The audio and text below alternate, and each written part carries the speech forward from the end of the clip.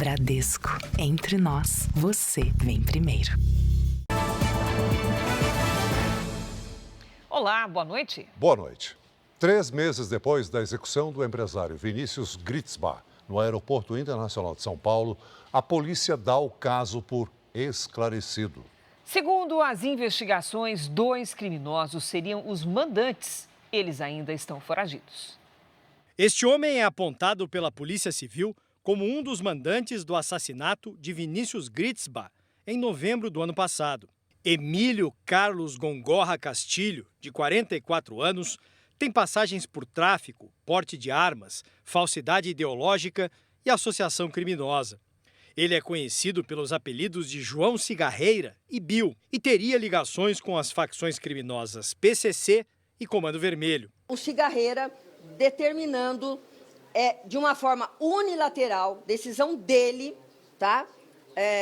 Não do PCC, foi uma decisão dele, com a ajuda do Didi. O outro mandante seria Diego dos Santos Amaral, o Didi, que também está foragido. Gritzbach afirmou que Emílio e Diego participaram do julgamento dele num tribunal do crime, dias depois das mortes de Anselmo Santa Fausta e Antônio Corona Neto. Emílio foi citado por Vinícius na delação ao Ministério Público. Doutor, essa pessoa ela era um procurador da Justiça, ele diz que ele tem a chave do DEIC. Emílio Carlos Gongorra Castilho.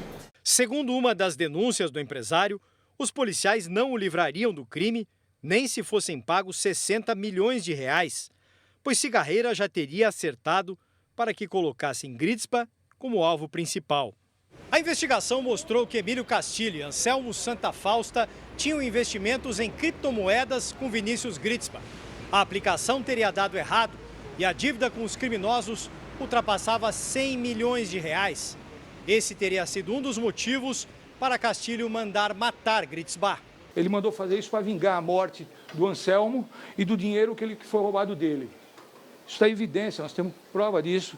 Talvez uma outra pessoa que é ajudante dele, um comparsa dele, tal de Didi, também. Então nós estamos com 3 pessoas foragidas para concluir o inquérito. Os 2 mandantes, Cigarreira e Didi, e o olheiro Cauê. Pela manhã, agentes da Polícia Civil percorreram os endereços ligados a Emílio Castilho. A informação foi divulgada com exclusividade pela jornalista Thaís Furlan no R7.com. Emílio não foi encontrado, mas parentes, entre eles o irmão gêmeo, foram conduzidos ao DHPP. Para a investigação, o caso está concluído.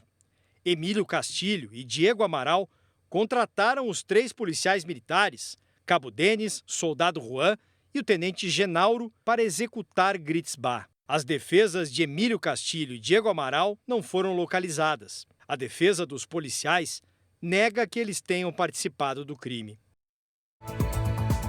Polícia prende influenciador que prometia soluções financeiras, mas é suspeito de aplicar golpes. Nossos repórteres mostram como enfrentar a onda de calor e umidade. Mulher que teria envenenado família é encontrada morta dentro da cela no Rio Grande do Sul. PF investiga envolvimento de deputado federal em desvio de emendas parlamentares. Presidente americano Donald Trump anuncia tarifas para países que cobram taxas dos Estados Unidos.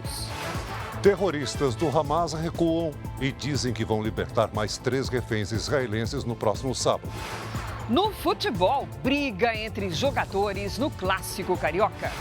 E no duelo paulista entre Memphis e Neymar, Yuri Alberto brilha e dá vitória ao Corinthians.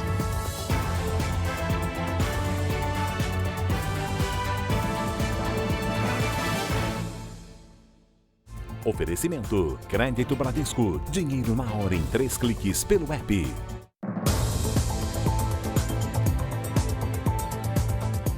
Um homem de 23 anos foi preso em São Paulo, suspeito de integrar uma quadrilha de roubo de motos. Na casa dele, a polícia encontrou um veículo que teria sido usado no assalto no mês passado. A quantidade de objetos roubados apreendidos no apartamento do suspeito surpreendeu até os policiais. Capacetes, retrovisores, baús, chaves dos veículos, capas de celulares e relógios, possivelmente das vítimas. 2 motos roubadas também estavam na garagem do edifício. Segundo as investigações, uma delas teria sido usada no início do mês passado num roubo que teve uma criança entre as vítimas. As imagens gravadas por câmera de segurança mostram o momento em que pai e o filho de 12 anos são rendidos por 3 criminosos em outras 2 motos. A ação é rápida e tensa. Um gritava que ia atirar, o outro gritava que não atira, que ele está com o moleque. O menino é colocado no chão por um dos suspeitos que exige os pertences do pai e rouba a moto, um modelo de alta cilindrada. A vítima tenta entregar o capacete e deita em cima do filho. Os dois ficam abraçados no chão enquanto os criminosos fogem. A vítima reconheceu o autor, um dos autores do crime, como sendo um dos indivíduos que roubou a motocicleta. E aí nós pedimos a prisão temporária e a busca e apreensão em 2 endereços do alvo. David Tomás, de 23 anos, foi preso. Sem antecedentes criminais, ele ainda não tem advogado. O suspeito negou o envolvimento com o assalto, o que não convenceu os investigadores. Segundo os policiais, no apartamento dele foram encontrados objetos que teriam ligação direta com pelo menos outros 3 roubos a motocicletas. Após reconhecer o suspeito, o homem conta que viveu momentos de aflição ao lado do filho. Meu filho ficou meio traumatizado. Se ele vê moto que tem alguém na garupa, ele já recua. Eu só pedi a Deus naquele momento para preservar a nossa vida e deixei que eles levassem a moto tranquilamente para que nada acontecesse. 9 pessoas seguem internadas em estado grave depois que o fogo destruiu uma fábrica de fantasias de carnaval ontem no Rio de Janeiro. Para a polícia, uma sobrecarga em ligação elétrica clandestina teria provocado o incêndio. Os peritos da Polícia Civil chegaram cedo ao que restou da fábrica. O trabalho foi acompanhado pelos técnicos da concessionária de energia. O galpão, na zona norte do Rio, foi interditado pela Defesa Civil. Há risco de desabamento, porque toda a parte interna foi destruída pelo fogo. A polícia já havia identificado ligações clandestinas de energia e aguarda a conclusão do laudo da perícia para saber se a irregularidade foi a causa do incêndio. A tinha licença do Corpo de Bombeiros para funcionar. Como essa ligação clandestina já está constatada, foi feita de forma errada, de forma atécnica, sem segurança, tá? Ela sofreu uma sobrecarga e isso é uma das hipóteses que podem ter levado ao início do curto e do incêndio. As chamas se espalharam com rapidez por causa do material inflamável. Essa moradora conta que acordou em meio à fumaça. Fui medicada e enquanto eu estava na clínica, muitas pessoas chegando também por conta de fumaça, muitos vizinhos. Casos como esse estão se tornando cada vez mais frequentes no Rio de Janeiro. Um levantamento dos bombeiros mostra que este ano a capital fluminense registrou quase 600 incêndios em imóveis, uma média de 14 por dia. A coisa mais importante que um proprietário de um estabelecimento comercial deve fazer é procurar o Corpo de Bombeiros para se regularizar. Dessa forma, ele vai estar condizente com a lei estadual que garante segurança contra incêndio e pânico. Essa parente de uma das vítimas, que não quer se identificar, contou que no início da semana já tinha ocorrido um princípio de incêndio no galpão. Foi só um princípio e foi contornado. Só que, infelizmente, ontem, na quarta-feira, as pessoas achavam que era novamente um princípio e realmente causou aquela fatalidade lá, né? Um influenciador digital suspeito de chefiar um esquema de fraudes na compra e venda de carros de luxo foi preso na Grande São Paulo. Uma mensagem interceptada pela polícia revela um possível envolvimento do suspeito com a facção criminosa PCC. Pela manhã, a polícia chegou à casa do influenciador, num condomínio em Santana de Parnaíba, na Grande São Paulo. Ao ser preso, Felipe Ribeiro ficou em silêncio. As investigações apontam que Felipe, dono de uma empresa de recuperação de crédito que fazia vídeos na internet, é suspeito de envolvimento na compra e venda ilegal de veículos.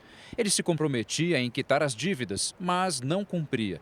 Segundo os investigadores, o influenciador ainda usava locadoras de outros estados para cometer fraudes. Chegando aqui em São Paulo, adulterava as placas dos carros, montava documentos frios, dando conta que ele seria o proprietário daquele veículo e comercializava esses carros como se deles fossem. Outras 4 pessoas foram presas, entre elas o pai de Felipe. Até agora, cerca de 20 mandados de busca e apreensão foram cumpridos em 6 cidades paulistas.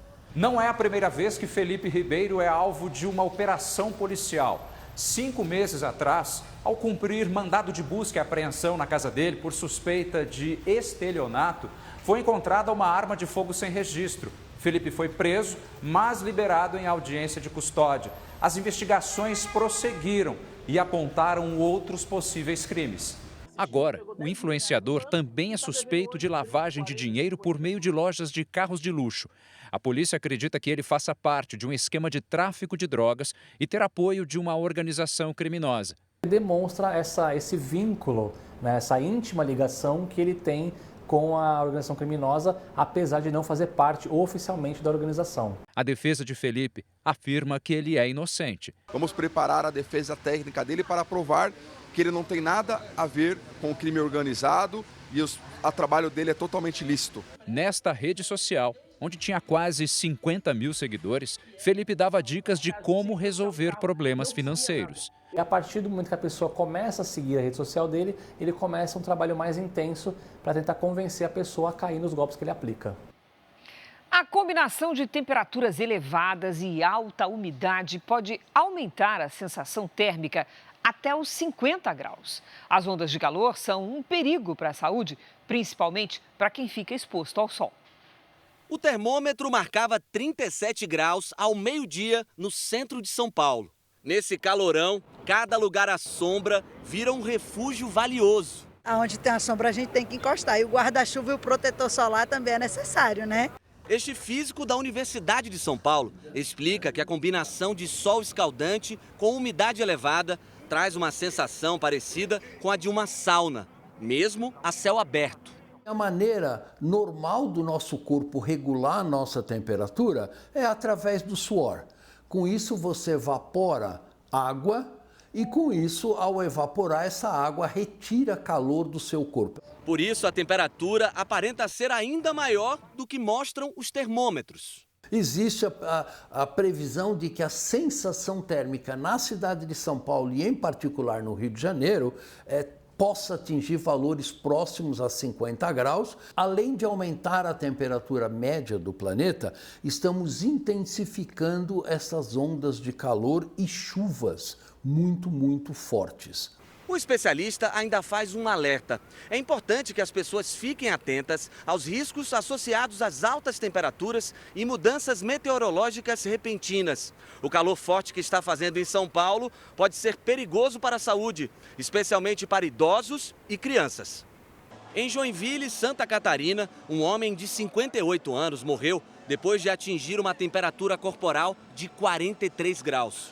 A sensação térmica na cidade foi superior aos 50 graus. Morrem muito mais pessoas de ondas de calor do que de enchentes e de escorregamento de terra. A primeira recomendação é tomar muita água. A segunda recomendação é você evitar ficar expostos diretamente à radiação solar, em particular das 10 da manhã até as 4 da tarde. Ventilador, muita água e fruta, é o que eu faço. Hoje a temperatura disparou em quase todo o país. Hora de conversar com a Lidiane Sayuri. Oi, Lid, boa noite. Até quando vai essa onda de calor? Olha, Cris, até pelo menos dia 24, com chance de ser estendida até o fim do mês em algumas regiões. Boa noite para você. Celso, muito boa noite. E boa noite para você de casa. A semana termina quente, com pancadas de chuva em quase todos os estados. A entrada de mais umidade em Curitiba e em São Paulo favorece a formação de temporais. A chuva vem com raios e ventos de até 60 km por hora. A sensação será de tempo bem abafado, com máximas entre os 28 e os 31 graus. Em Manaus, continua chovendo e faz até 29. Hoje, a maior quantidade de água caiu sobre os estados do Amazonas, Pernambuco e Mato Grosso. Neste momento, temos temporais no Acre, no oeste do Amazonas e em pontos do Pará e do Tocantins. Amanhã, a frente fria avança pela região sudeste e aumenta a umidade, formando nuvens carregadas entre São Paulo, Minas Gerais e o interior do Rio de Janeiro. Nos estados do norte, a ação dos ventos mantém as tempestades. Sexta tarde, com 29 graus em Porto Alegre e em Belém, 37 no Rio de Janeiro, 30 em Brasília e até 34 em Salvador. Tempo Delivery. O Rodrigo quer saber como vai ficar o tempo em Jacareí, interior de São Paulo. Oi, Rodrigo. A semana termina com pancadas de chuva e alerta para temporais isolados. Faz até 28 graus. No sábado, tem previsão de chuva passageira à tarde, máxima de 29. No domingo, tempo firme com 32 graus. A Marisete escolheu a cidade de Camamu, Bahia. Bem-vinda, Marisete. Neste fim de semana, vai dar praia para quem mora em Camamu. O sol predomina e faz até 29 graus. No domingo, esquenta até os 30 e as pancadas de chuva acontecem só à noite. A gente espera seu pedido nas redes sociais com o nome de uma cidade e a hashtag você no JR. Cris, Celso. Obrigada, Lidy. Veja ainda hoje, Polícia Federal faz operação para investigar fraudes no repasse de emendas parlamentares. No futebol, os detalhes do duelo entre Memphis e Neymar na vitória do Corinthians sobre o Santos pelo Paulistão.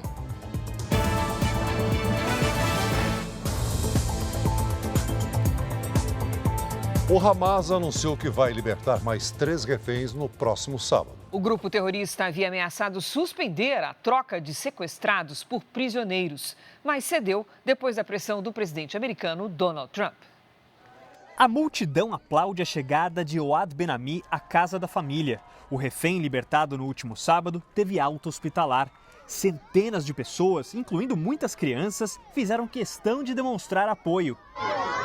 O contador, de 56 anos, ainda abatido e abaixo do peso, agradeceu a homenagem. This is a very emotional day. É um dia muito emocionante e feliz, mas não devemos esquecer que há ainda muitas pessoas que não estão em casa, diz esta moradora de Tel Aviv.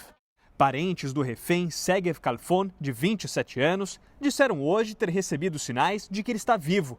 A informação teria vindo de um refém que foi libertado. O Hamas confirmou hoje que vai manter o cronograma previsto para a liberação de reféns. A próxima troca por prisioneiros palestinos está marcada para este sábado. O grupo terrorista chegou a ameaçar romper o acordo de cessar-fogo, mas recuou depois da pressão feita pelo presidente Donald Trump.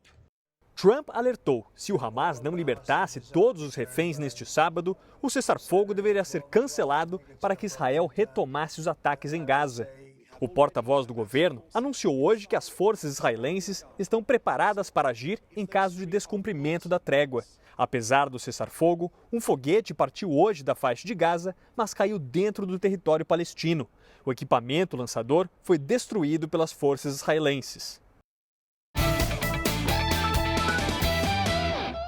No primeiro confronto entre Memphis e Neymar no Brasil, o camisa 10 do Corinthians levou a melhor.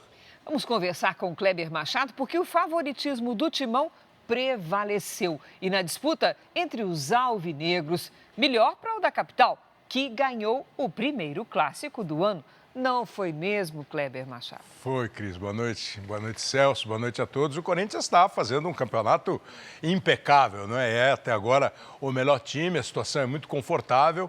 E nesse primeiro jogo entre os dois, eles já tinham jogado lá na Europa e a vantagem era do Neymar. Agora o Corinthians confirma o seu 100% de aproveitamento na Neoquímica Arena neste ano. Se vencer mais uma partida no campeonato, ele vai se classificar nessa primeira fase como o melhor time do Paulistão. E aí leva a vantagem de jogar todas as outras fases decisivas em casa. No clássico alvinegro, em que Memphis e Neymar eram os candidatos a protagonista, Yuri Alberto roubou a cena. No primeiro gol, o atacante do Corinthians se antecipou ao zagueiro santista e, com a pontinha do pé, tirou o 0 do placar.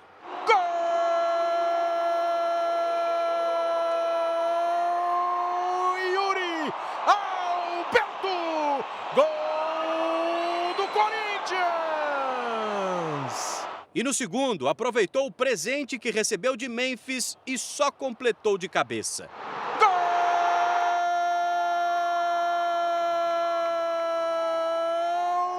Esse foi o 100º gol na carreira do camisa 9 corintiano, feito obtido justamente contra o time que o revelou. Estou muito feliz. Agradecer a toda a equipe, a todo o staff, o clube, todos que me ajudam de uma forma absurda diariamente. Guilherme ainda descontou para o Santos. Final, 2-1 Timão, que venceu até agora todos os jogos em casa neste ano. O Corinthians já tinha a classificação confirmada para as quartas de final.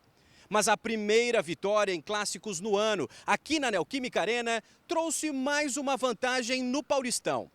Se vencer na próxima rodada, o Corinthians já garante a melhor campanha entre todos os times na primeira fase. E pode decidir em casa, com o apoio da torcida, todas as partidas até a final. O Santos começou o jogo melhor e no final o Corinthians ofereceu ao Santos algumas oportunidades em bolas cruzadas para a área até de empatar o jogo. Então é um time que está bem montado, mas que não está pronto para dizer que é perfeito, que é imbatível, ainda tem alguns defeitos. O São Bernardo, que vem logo depois do Corinthians na classificação geral, derrotou o Noroeste por 3-2. Destaque para este golaço de bicicleta de Dudu Miraíma. E a Ponte Preta, dona da terceira melhor campanha, ganhou do Mirassol por 2-1. As vitórias da Ponte e do São Bernardo no Grupo D aumentam a pressão sobre o Palmeiras, que está 5 pontos atrás do segundo lugar e fora da zona de classificação. No domingo, o Verdão vai enfrentar o São Paulo, clássico que a Record vai transmitir ao vivo a partir das 6 da tarde. Fala só uma coisa para você, esse negócio do Corinthians jogar em casa. 47.695 pagantes ontem. É recorde de público na Arena. Já já nós vamos falar do Palmeiras, que está em campo. O Santos precisa de resultado. E a seguir no Jornal da Record, clássico entre Flamengo e Botafogo termina com briga entre jogadores e expulsões. E ainda, a mulher suspeita de matar família envenenada no Rio Grande do Sul é encontrada morta na prisão.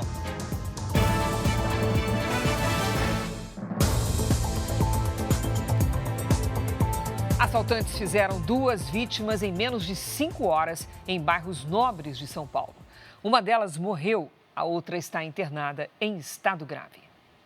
2 assaltantes numa moto retornam quando percebem o ciclista parado na calçada, mexendo no celular. A cena ocorre nos arredores de um parque. A vítima não reage, mas é baleada. O garupa rouba o aparelho e os criminosos fogem. Vitor Medrado, de 46 anos, chegou a ser socorrido, mas não resistiu. Ele trabalhava como preparador físico e assessorava outros ciclistas. Costumava compartilhar o cotidiano em ciclovias de São Paulo. Eu sou, além de companheira dele, eu sou, assim, ele me treinava, ele é treinador de força, ele era personal. Quase 5 horas depois, os mesmos assaltantes fizeram mais uma vítima num bairro vizinho, a 3 quilômetros de distância do local onde Vitor foi morto. Esse segundo crime também foi registrado por câmeras de segurança. A imagem mostra o momento em que o motociclista foi baleado pela dupla. Mais uma vez, os criminosos fogem. A vítima cai da moto e é atropelada por um carro. O motociclista Rafael Leonel Molina foi socorrido em estado grave. A placa da moto usada no crime foi fundamental para a polícia ligar os 2 casos. Ela é adulterada e pertence a um veículo de Mato Grosso do Sul. Em nota, a Secretaria da Segurança Pública de São Paulo disse que o patrulhamento na região foi reforçado e que são feitas buscas pelos assaltantes. Você não sabe se você vai conseguir dar o último abraço nas pessoas, você não sabe de nada. Porque a vida é passageira e tem gente que rouba ela da gente. A mulher suspeita de assassinar 3 parentes envenenados com arsênio foi encontrada morta dentro da prisão no Rio Grande do Sul. Deise Moura dos Anjos, de 42 anos, chegou à penitenciária feminina em Guaíba, na região metropolitana de Porto Alegre, no início do mês. Na manhã de hoje, o corpo dela foi encontrado na cela. Segundo a polícia, a causa da morte foi asfixia mecânica, mas as circunstâncias serão apuradas. Ela foi encontrada pendurada pelos agentes penitenciários, os policiais penais, na grade que fica no fundo da cela. Nós temos que apurar sempre qualquer caso desse tipo. Deise era a principal suspeita de envenenar 3 pessoas da mesma família com um bolo contaminado com arsênio em dezembro do ano passado. O alvo principal era a sogra dela, que sobreviveu. Ontem de manhã, Deise recebeu a visita do advogado do ex-marido, que pediu o divórcio.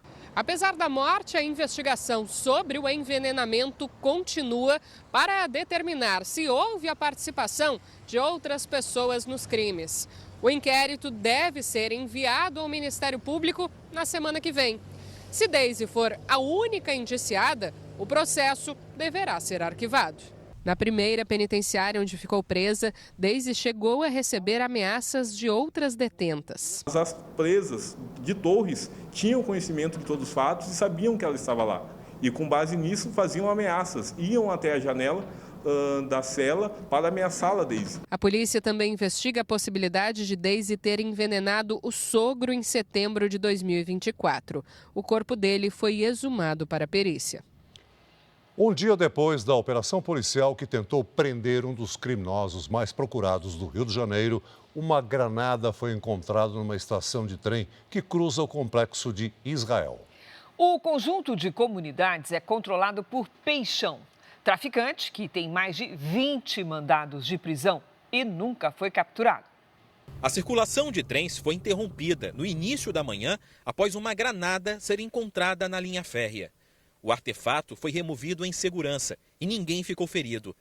A bomba teria sido deixada por criminosos durante a operação da polícia ontem no complexo de Israel, na zona norte do Rio. Muito tiro, muito!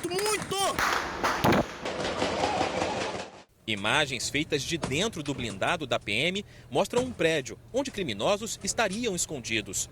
Os traficantes usavam estes buracos na parede para atirar contra os policiais. No tiroteio, cabos de alta tensão foram atingidos. Por trás de toda a violência na região estaria um homem de 38 anos, que ainda criança viu 2 irmãos envolvidos com crime organizado morrerem. Na infância, dizia que nunca faria o mesmo, mas se tornou um dos criminosos mais procurados do Rio, conhecido por torturar e matar desafetos. Conhecido como Peixão, Álvaro Malaquias Santa Rosa comanda o 3º Comando Puro, a segunda maior facção criminosa do estado. Com mais de 50 registros criminais e 20 mandados de prisão, o traficante nunca foi preso. A primeira anotação da polícia foi em 2015, quando ele já aparecia como chefe do tráfico de Parada de Lucas. Em 2017, tomou o controle da região vizinha, a Cidade Alta. Mas foi na pandemia que o poder aumentou quando passou a dominar outras 3 comunidades e nomeou a região como Complexo de Israel. Uma área estratégica, com saídas para rodovias e para a Baía de Guanabara. Ele é estratégico, por exemplo, na sua localização física, né? O que ajuda no tráfico de armas, de drogas, para venda. Né? Então tem muito tiroteio, ele é muito violento também. Segundo a polícia, Peixão não abre mão do conforto. Ontem ele estaria em um dos imóveis de luxo construídos dentro das comunidades e escapou antes da chegada dos agentes. No local, até um lago artificial com carpas já foi encontrado. Destaque internacional: o presidente Donald Trump anunciou hoje que os Estados Unidos vão cobrar as mesmas tarifas impostas por outros países aos Estados Unidos. Em entrevista coletiva no Salão Oval da Casa Branca, Trump disse que vai cobrar tarifas recíprocas de outras nações. No memorando assinado pelo presidente americano, é citado o caso do etanol brasileiro. A tarifa dos Estados Unidos sobre o etanol é de apenas 2,5%. No entanto, o Brasil cobra uma tarifa de 18% sobre as exportações de etanol dos Estados Unidos. Como resultado, em 2024, importamos mais de 200 milhões de dólares em etanol do Brasil, enquanto exportamos apenas 52 milhões de dólares em etanol para o Brasil, diz o documento. Segundo o governo americano, as tarifas não vão entrar em vigor agora e os países afetados terão tempo de rever as condições e negociar com os Estados Unidos. Em outra decisão, um juiz federal autorizou a administração Trump a seguir em frente com o plano de demissão em massa em agências do governo. Sindicatos tentaram impedir a execução do programa, mas a justiça alegou que as instituições não têm poder sobre funcionários federais. Elon Musk, indicado por Trump para o Departamento de Eficiência Governamental, disse em uma entrevista que não apenas funcionários devem ser cortados, mas agências inteiras. Segundo o bilionário, o objetivo seria eliminar a burocracia. O presidente Donald Trump se encontrou agora há pouco com o primeiro-ministro da Índia. Vamos saber dos detalhes ao vivo com o correspondente Vandrei Pereira. Boa noite, Vandrei. Celso e Cris, muito boa noite a todos. Trump disse que a reunião vai render acordos comerciais com os Estados Unidos. A Índia é a quinta maior economia do mundo. O primeiro-ministro indiano, Narendra Modi, é o quarto líder estrangeiro a visitar o presidente Donald Trump desde que ele reassumiu o governo. Mais cedo, o Senado americano aprovou o advogado Robert Kennedy Jr. para chefiar o Departamento de Saúde dos Estados Unidos.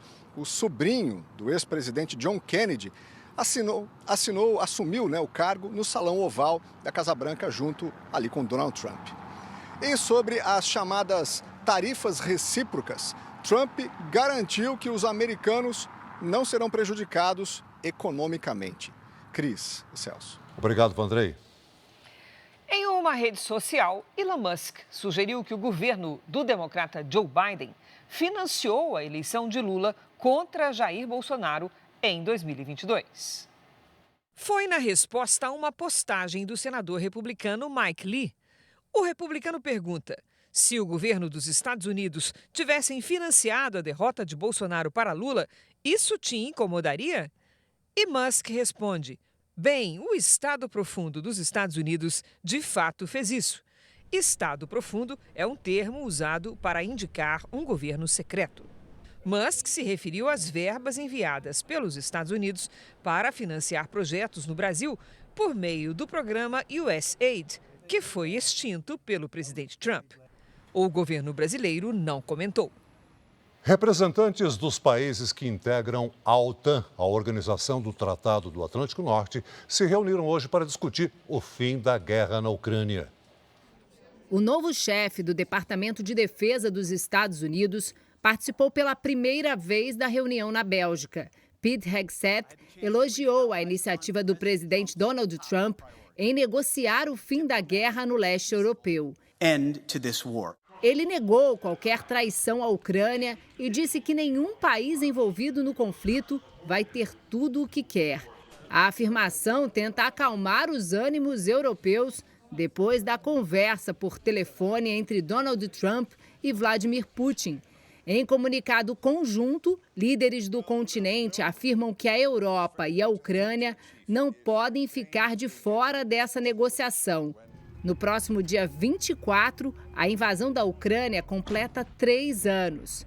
O plano de paz do presidente Donald Trump para a Ucrânia será discutido amanhã na Alemanha. O vice-presidente dos Estados Unidos, J.D. Vance, vai negociar diretamente com o presidente ucraniano Volodymyr Zelensky. O encontro está marcado para acontecer durante a Conferência Anual de Segurança, que vai reunir líderes de 60 países na cidade de Munique.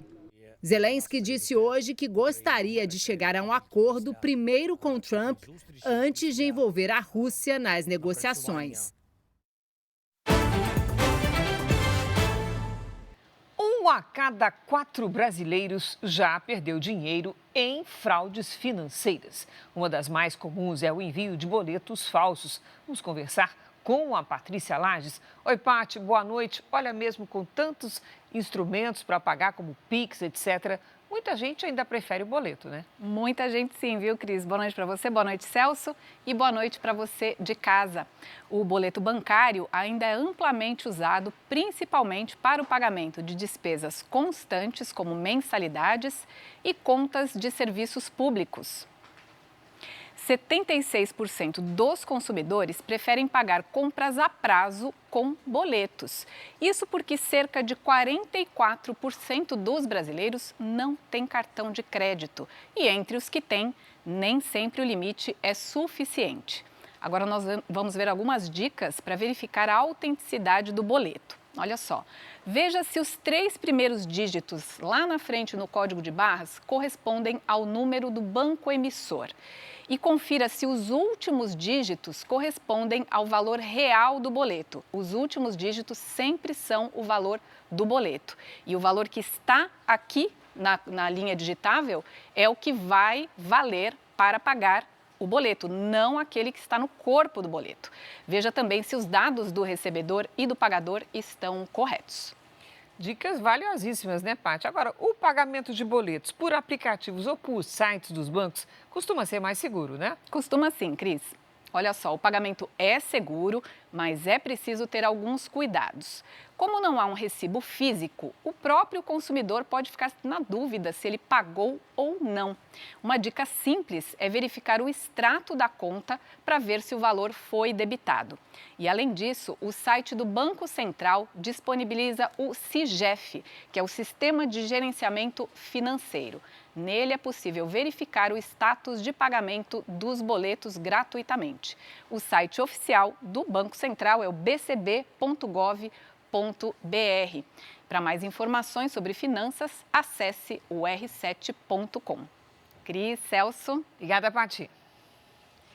O ex-policial penal Jorge Garanho foi condenado a 20 anos de prisão por matar Marcelo Arruda, tesoureiro do PT no Paraná, em 2022. A vítima foi morta a tiros durante a festa de aniversário que tinha como tema o presidente Lula. O julgamento do crime, que aconteceu em Foz do Iguaçu, durou 3 dias e terminou na tarde de hoje. Garanho foi condenado por homicídio duplamente qualificado, motivo fútil e perigo comum. A Defesa Civil de São Paulo emitiu hoje mais um alerta severo para chuva forte. E a capital entrou em estado de atenção para alagamentos. O alerta severo foi divulgado no meio da tarde para moradores da região central e das zonas oeste e sul. Ruas ficaram alagadas e muitos motoristas enfrentaram transtornos. Na região metropolitana, a estação de trem de Mauá foi atingida. Os passageiros tiveram que se abrigar nas partes mais altas. Esta escadaria virou uma cachoeira. Em Itapevi, a enchente invadiu a escola. As salas de aula e o pátio foram tomados pela água.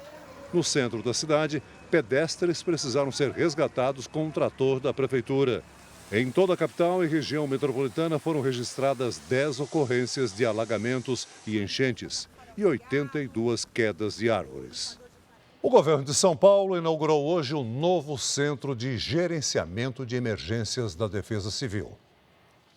A inauguração aconteceu em dia de alerta severo para chuva forte e teve a participação do governador Tarcísio de Freitas. O Centro de Gerenciamento de Emergências vai funcionar integrado com um centro de radares e alertas meteorológicos.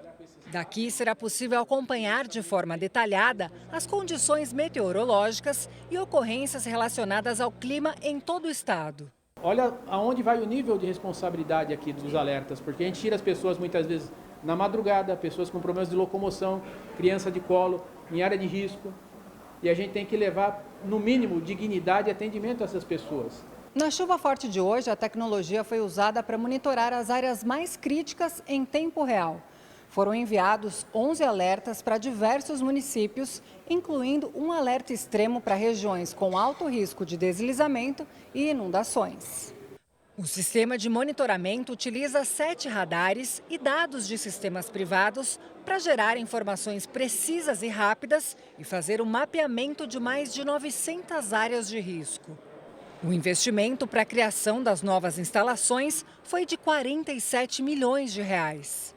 O valor que irá permitir o aperfeiçoamento de ações preventivas, capacitação de agentes e desenvolvimento de estratégias para minimizar o impacto das chuvas para os moradores de São Paulo.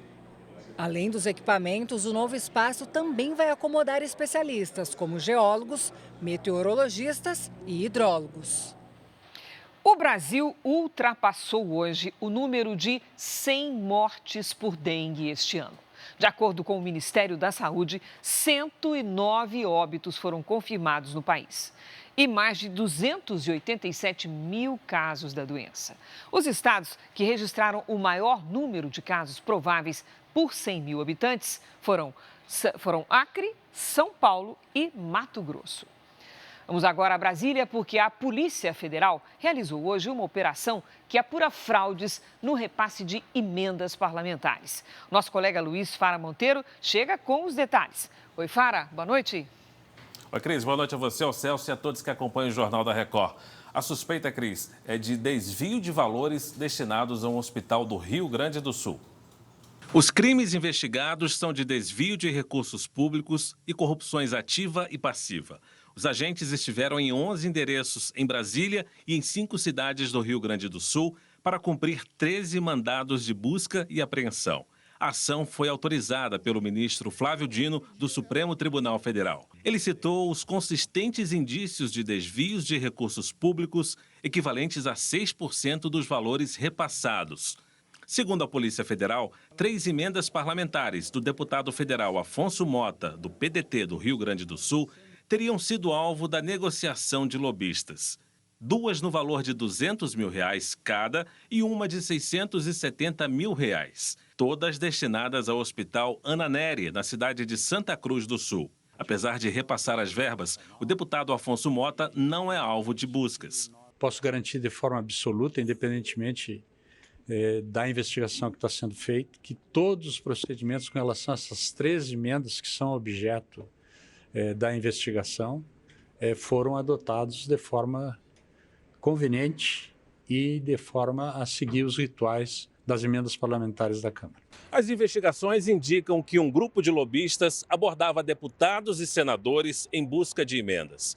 Eles apresentavam assessores e pessoas ligadas a esses parlamentares a entidades dispostas a negociar o desvio de parte das emendas. Aqui em Brasília, um assessor do deputado Afonso Mota foi alvo da operação. No balanço parcial da operação, a Polícia Federal informou que foram apreendidos mais de R$250 mil em dinheiro, além de 2 celulares que estavam escondidos no forro do teto de um escritório em Lajeado, também no Rio Grande do Sul.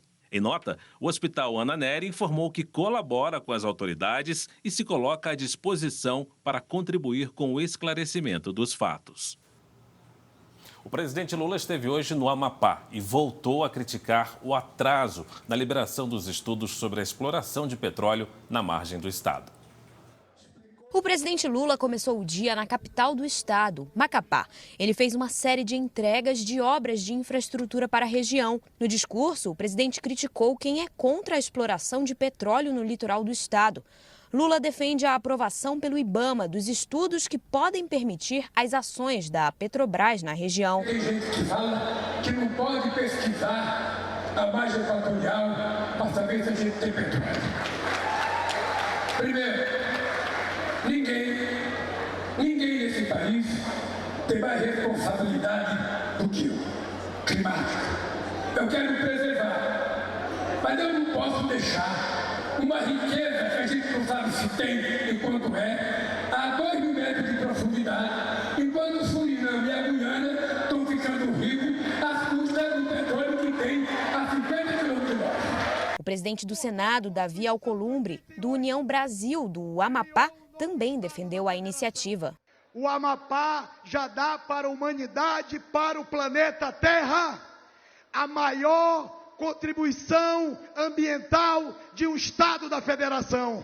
Então não venha o mundo cantar de galo em relação à nossa capacidade de preservar.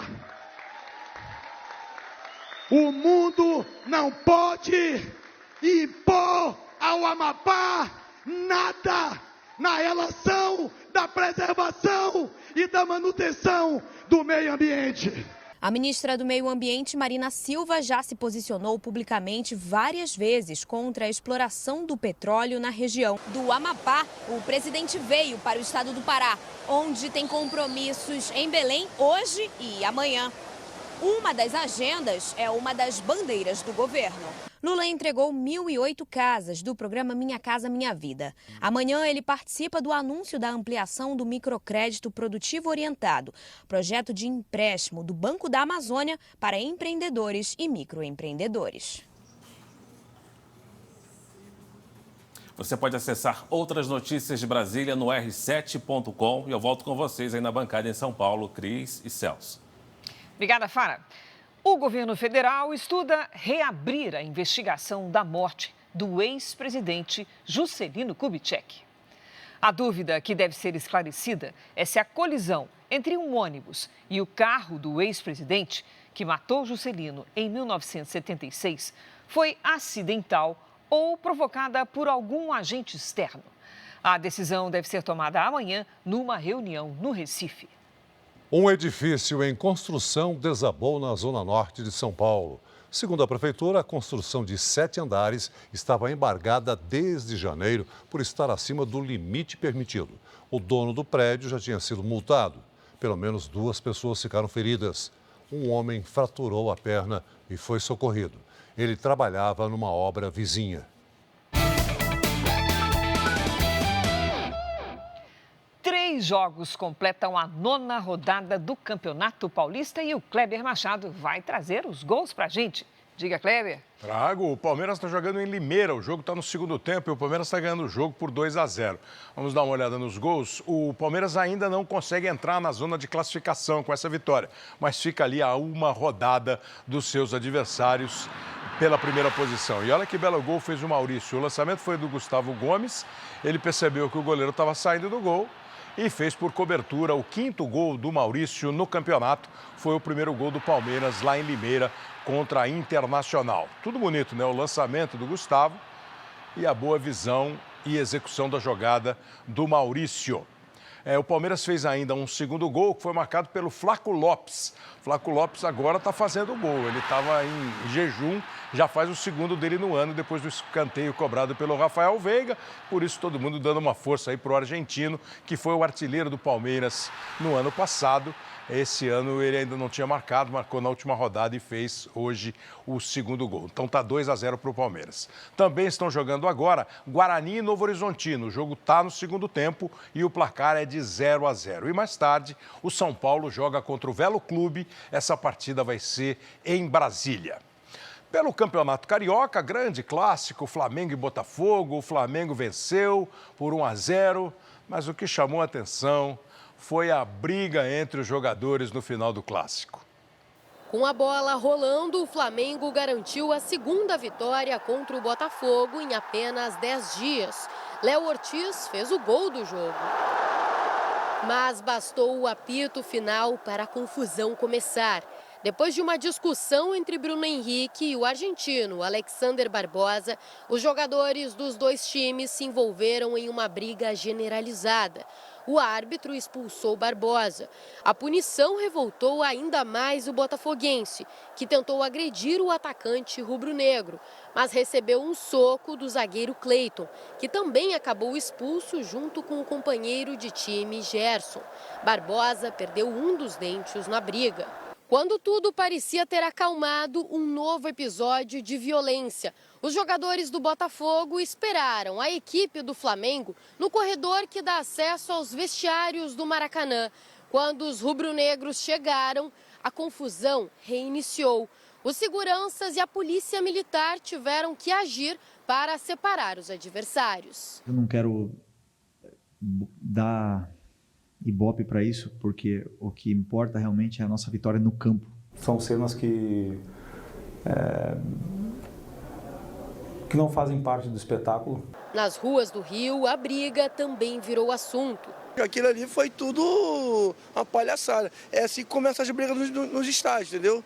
Com a derrota no Clássico, o Botafogo trocou o técnico interino. Quem assume o cargo é Cláudio Caçapa.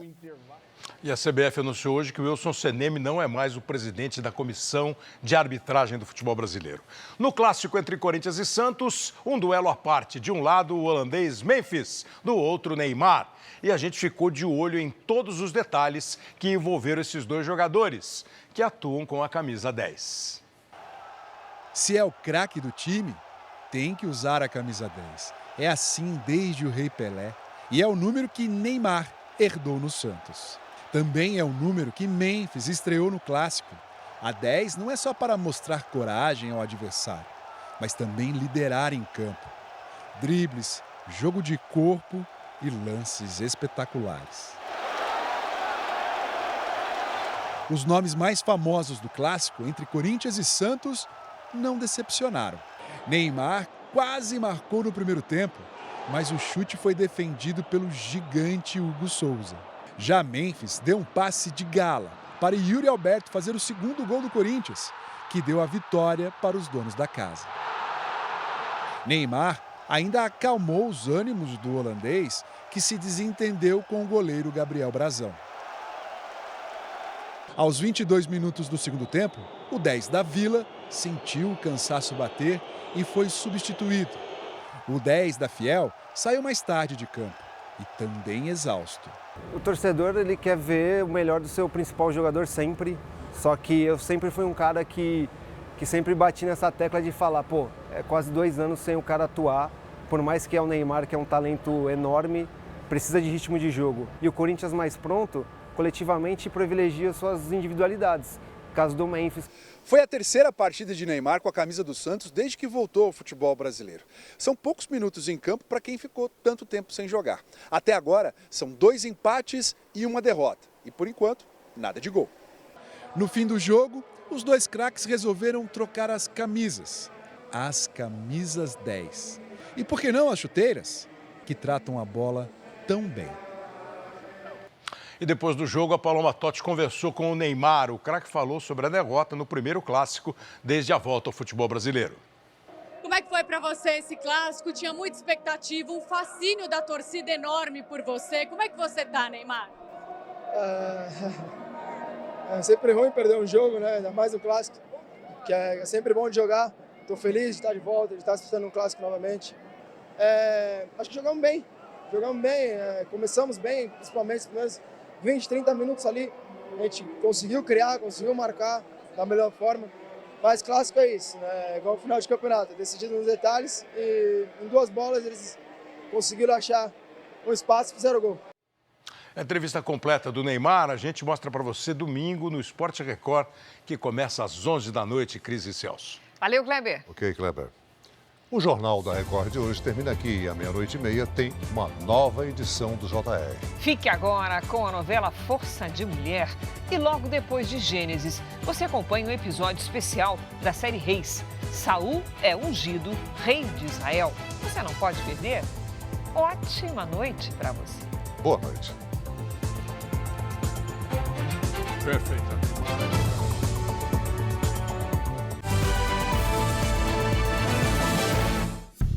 Bradesco. Entre nós, você vem primeiro.